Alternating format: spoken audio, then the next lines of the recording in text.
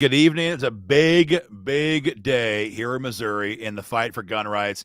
Aaron Dorr here, Missouri Firearms Coalition, joined with Jared Taylor. Again, for those who are still confused as to what Jared's doing here with that incredibly colorful jersey on right now, Jared, after 8 years in the House, is on the MOFC team, providing an incredible service to gun owners already. And we're going to help break down what happened today on the floor. Jared, this was a big day today. This was a lot of back and forth. Good things happened, bad things happened. A lot to cover tonight. Yeah, it was a lot going on the floor, a lot of amendments. I think I saw something around 85, 86 amendments total. Some good, some terrible. But overall, I think it was a big win today. Yeah, absolutely, guys. Sound off in the comments section. Your video, your comments help the video be seen by more people. I see Jimmy Pellis on board. So, guys, questions, comments, trolls, whoever, whatever. Post your stuff in the comment section right there, and we'll answer all your questions. So, a brief reminder on kind of how things got where we are right now. HB 301 began last week, or I guess it was 2 weeks ago now, Jared, when we were in committee. Right. As a crime prevention committee bill designed to give the governor the option to replace a malperforming prosecuting attorney with Right. somebody else who could do the job. This is basically the Kim Gardner bill, and so Kim Gardner not doing her job. The governor wants to replace her with a prosecutor. So far, so good. But then last week in committee, this almost went off the rails when Republicans, namely Lane Roberts, ran amendments that was terrible, gun control amendments. That surprised me, even though I know Lane. What about, were you surprised with that at all or not? Yeah, I was a little surprised. I know that they're trying to fix, this issue that's perceived in St. Louis, but they're blaming the gun. They're blaming an inanimate object.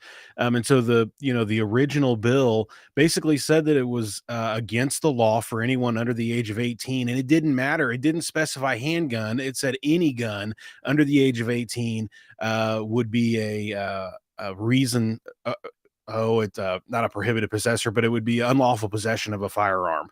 Um, I was Yes. surprised. I think that they should have been crafted differently from the beginning, but then it got worse from there. Yes. The amendment that he offered in committee included ammo sales, and so it became more restrictive. It just got worse as it went on. But luckily, we had some champions in that committee that stopped it.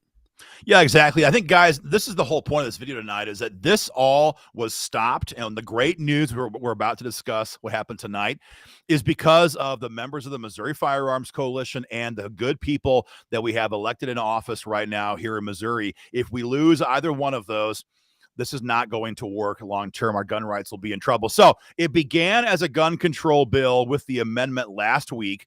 With your calls, your emails, we stripped out the permit from the SOS office to freaking sell ammo.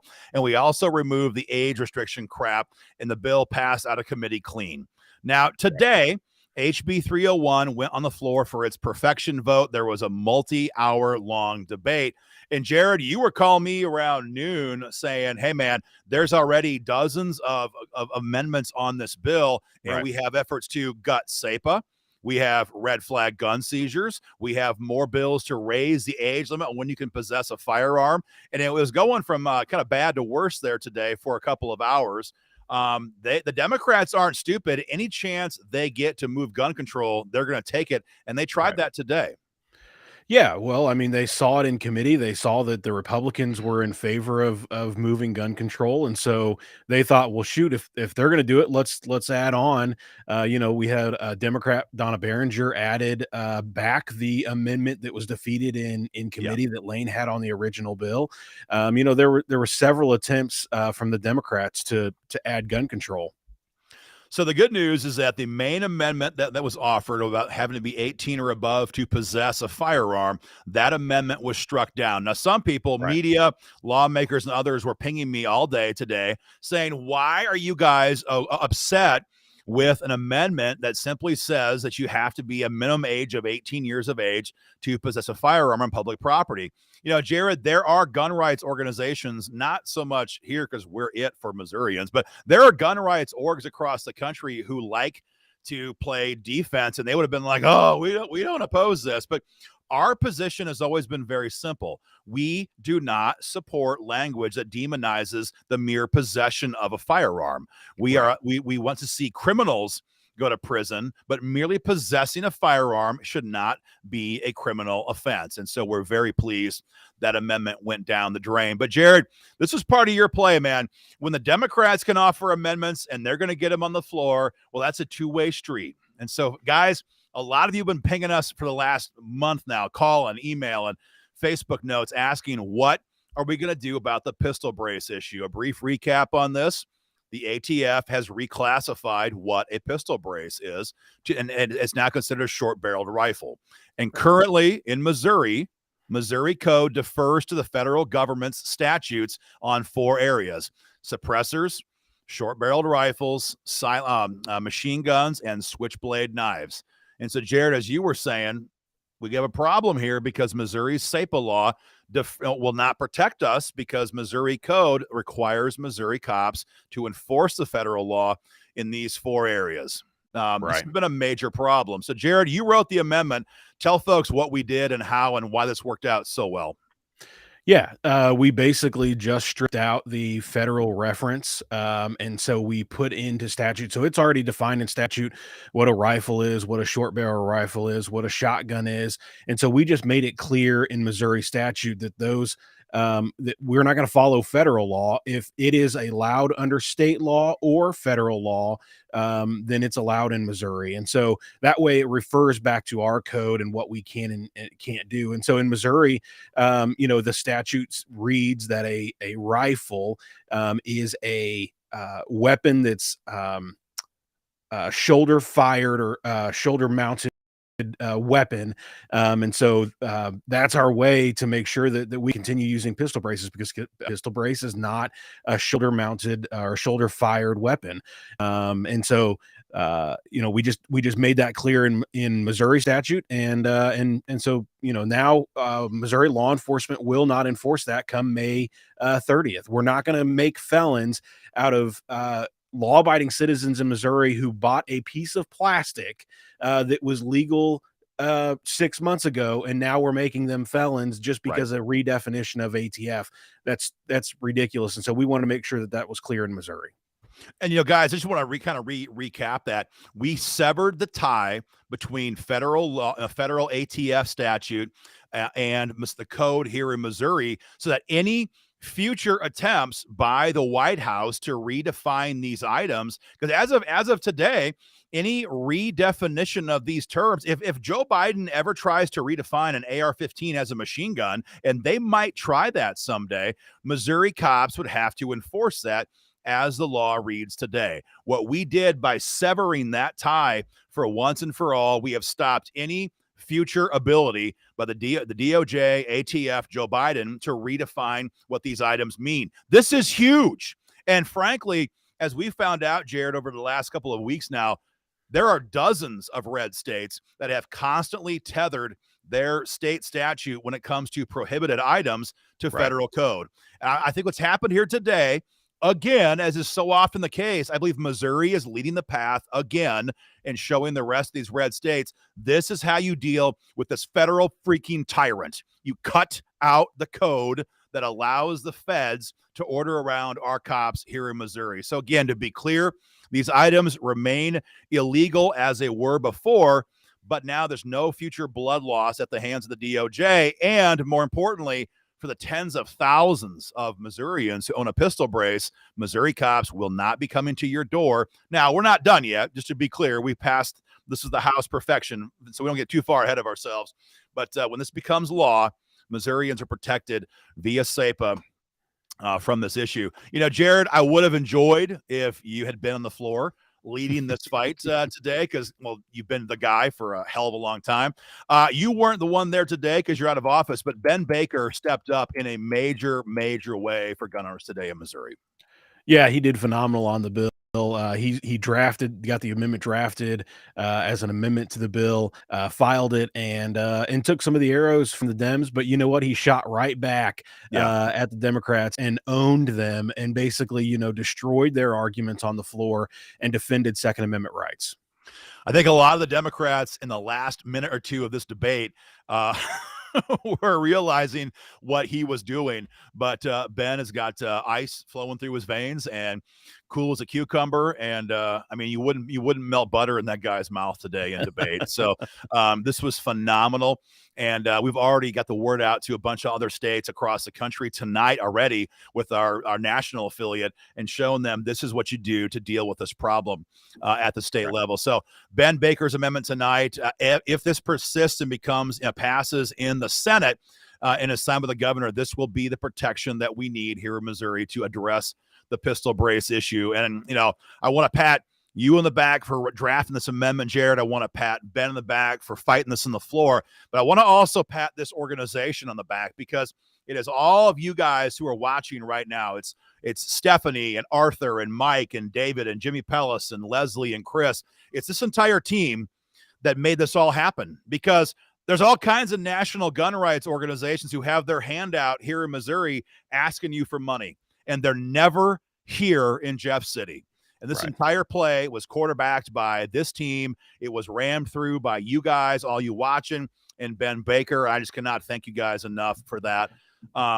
Yes. So Stephanie Campbell in the comments asking who took the arrows from the Dems. We need his phone number so we can call him and thank him. It was Ben Baker, state representative in Missouri. So make sure you call Ben and thank him for the amendment and for getting it done.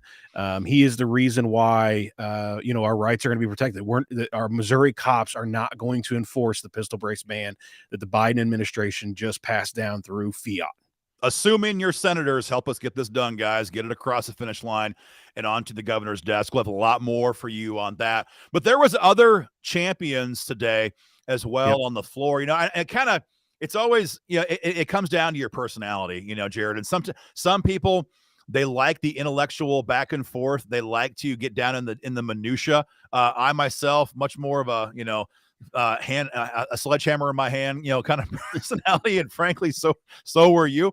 But Tony Lavasco is one of those guys who will go around and around and around and with a smile on his face, point out the absurdity of the Democrats' positions when it comes to gun control. He did so again today. Lavasco, as always, a major champion for gun. And we need those kind of guys who like to go around and around in the details. He's always done that, and today was no exception. Yeah, and there were other ones.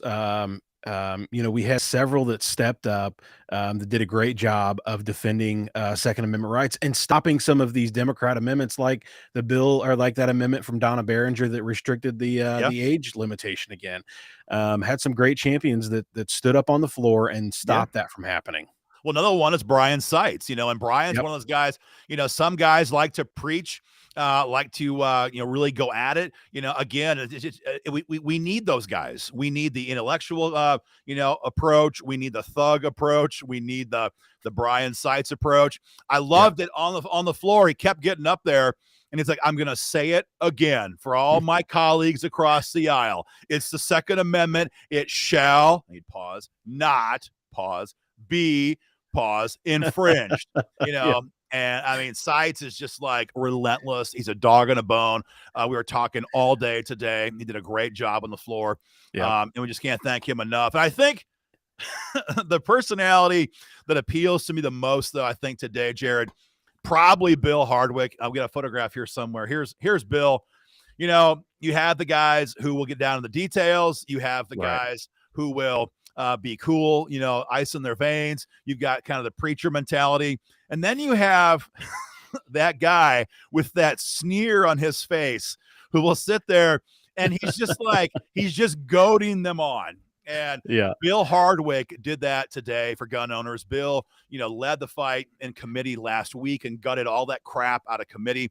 And Bill was there again today to address a lot of the issues on the floor that dealt with gun control. Bill's become a quick star in this the first 5 weeks here of this 2023 session. Yeah, and Bill was great on the Second Amendment Preservation Act. He wrote a really good op-ed on how and why it was constitutional, and so he's really stepped up in his sophomore year on gun rights, and I look forward to things he's going to do because I think he's going to be real solid. And like you said, he's this personality that comes in there. almost, he's very intelligent and he Yes. exudes that. And he knows what he's talking about. And the Dems or anybody has a hard time arguing because he knows what he's talking about. So it was great to watch him on the floor. I mean, it really is a hell of a team, and we were talking to these guys all Yep. day today on the phone, by text, off and on, all last 2 weeks in the Capitol, and these guys work well. And I work in other states besides Missouri, Jared, as you know, and Missouri is very blessed to have a team like this, to have Yep. guys who can approach this from all the different angles and just drop bombs on the floor on behalf of gun rights. And they're hearing your calls, guys. They feed off your calls, your emails.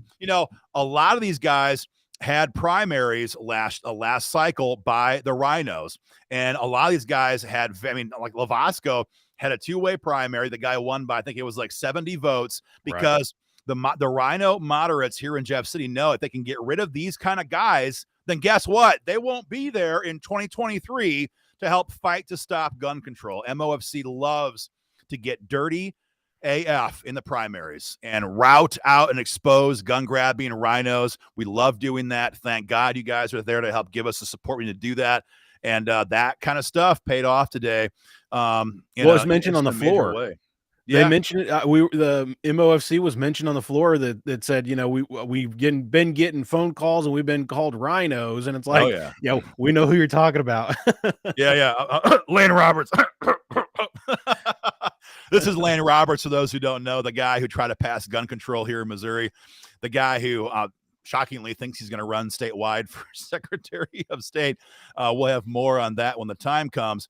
A lot of great news today, Jared. There was, however, some bad news. There was a bad amendment that got added on to this bill. I think for a while there, we were about a half an inch away from killing it on the floor. It didn't quite work out procedurally, but Representative, is it Veet? You pronounce it Veet, right? That's right. Yeah. Veet. Rudy Veet. Representative Veet is one of those old, and I mean old, Republicans who doesn't like the fact that he has to hear from constituents. I'm not sure how else to say it. So he ran an amendment today, amendment number 33H, and the amendment says that you cannot release the information, public information of judges, their families, etc. And so far, okay, I get that, not a big problem with that. But then it goes on, and it goes on and on and on, to then at the bottom of the amendment, it says that the offense of an unlawful disclosure of personal information, including cell phone numbers, will be a criminal offense. And if the violation of this section is done with the purpose to influence an elected official in the performance of their duties, the offense is a Class D misdemeanor. What does that mean? Well, that means that if and when, and it's always when the Missouri Firearms Coalition tells you the members of the committee or your rep or whatever needs to hear from you today, call him or text him on this number. If we give you guys their cell phone number, that we're facing felony criminal charges, because we are certainly seeking to influence them to vote one way or the other on a bill. Jared, you stopped this before. This is crazy, man. Yeah, it is crazy. That when you or I or anyone on our team calls their representative to let them know on a variety of issues, gun or, whatever the issue may be, of course, we're trying to influence them. There are elected official. Exactly. We are contacting them because they are elected official. We are telling them how we want them to vote. That's influencing them. And to make that a felony or even a misdemeanor is insane. I mean, that is literally why they were elected. They were elected to go up there to represent us in Jeff City. And if we can't call them to do their job, that's just crazy. When you were in the House, you had your cell phone number on your public official state website, I believe. I mean, it's very common for lawmakers to give out their cell phone numbers. I gave my cell phone out when I handed my business cards out. It was on there. Whenever I ran for office, all of my literature had my cell phone on there. And so, to say that you can't give this out or it's a felony, it's beyond me. I mean, I get, not doxing someone, not putting someone's social security number out there, Yeah. or Yeah. or home address and saying, go burn down their house. Like, yeah, of Yeah, course that exactly. should be illegal, right? But contacting them to tell them where you stand on an issue, that's what they were elected for. Yeah, this is insane.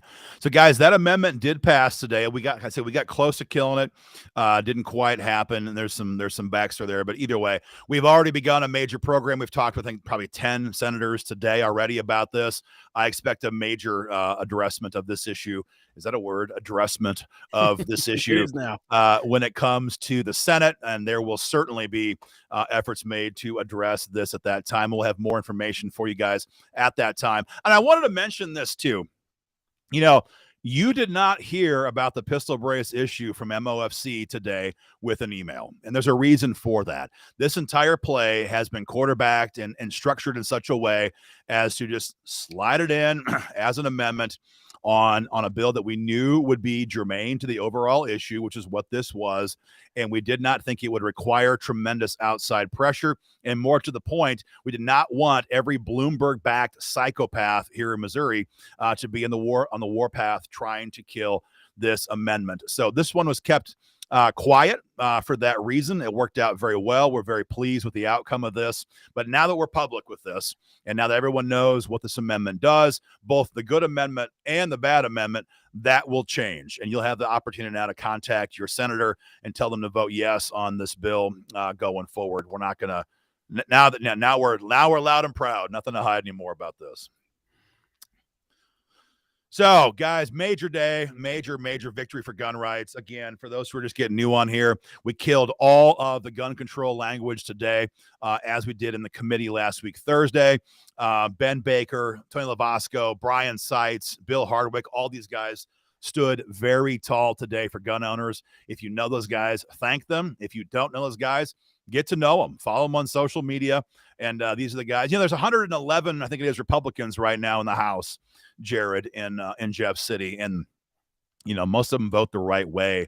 But the simple fact of the matter is that there's 5 or 6 who are always going to be the ones who are driving this issue. And I wish we had all 111, but we're happy to have these guys. These are the ones to watch. It's going to be there's a lot more coming yet, I think, this session for gun rights.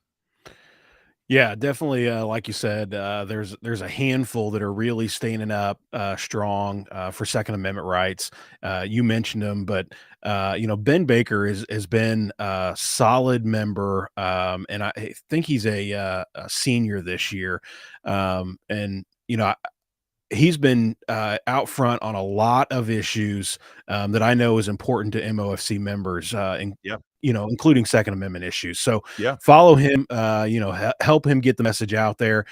He's got some of our other legislation that we're pushing this year, Yep. along with Maisie Boyd. So help them out. Anything that you can do to make sure that they get their message out there and push their message, so we can continue to fight for gun rights. Absolutely. Guys, have much more from us in the days ahead as this fight now goes over to the Senate. We might have the same problem there that we've had in the House. There are plenty of rhinos in the Senate who would love a chance to try to repeal or say, I forgot to mention that, Jared. After we had these amendment fights, leadership PQ'd the bill and ended debate, and we had a final vote on the bill. And there was, in fact, no actual vote on the bill of the amendment to gut or repeal SEPA, red flag gun seizures, maybe a magazine ban. I'm not sure that there's a lot of amendments there. That did not happen, but it just goes to show everybody who's watching, this is the attitude, this is the appetite of the Democrats in Jeff City. There's no pretense anymore. They want to repeal every single bill you ever passed, Jared. They want to repeal all of them, and they want red flags. They want AR-15 bans. They want registration, the whole 9 yards. We won the day today, but these freedoms do not exist in a vacuum. So we have to keep that pressure on. Guys, there's links above the video right now. I'm going to post some more in the comment section. If you're a member of MOFC, thank you. Thank you. If you are, donate today. Help us maintain this fight. There's a lot going on right now. We need your support. If you're not a member, guys, now is the time to get involved in this fight. Jared was on the inside for a long time. He can tell you, I can tell you, anyone can tell you, There is no national gun rights organization working Jeff City on behalf of your gun rights.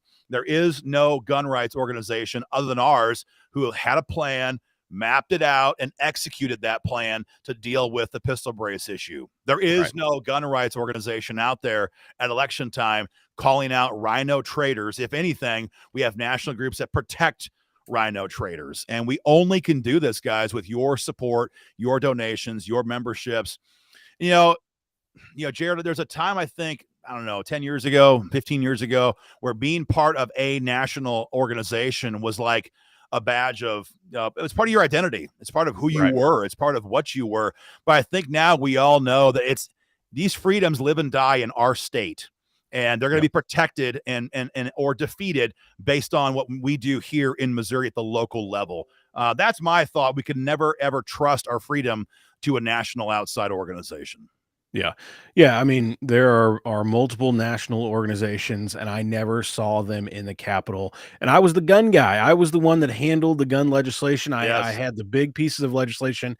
They never testified. They were never in the building. They never came by to see me, or sometimes I'd hear, "Oh, yeah, they're in the building," and I'd wait in my office waiting, excited to talk to Where them are to they? get help, but they never showed up. So MOFC is literally the only one in Jeff City doing the work, and putting in the work, and not only on the front end but also on the back end, making sure that we're calling out the rhinos, and telling people who's solid on Second Amendment issues. That's right, guys. Join that fight. Become a member. If you're a member, make a donation, get involved. Jared, I'm going to wrap this up, but I gotta hit you just a little bit for all the years that you and I worked to get rid of deadly gun-free zones, and for all the times that the Royals or the Chiefs lobbyists would come into committee and try to shoot your bill down. I don't know, man. We're all rooting for the Chiefs on Sunday, but man, as a lobby presence, they haven't been our best friends.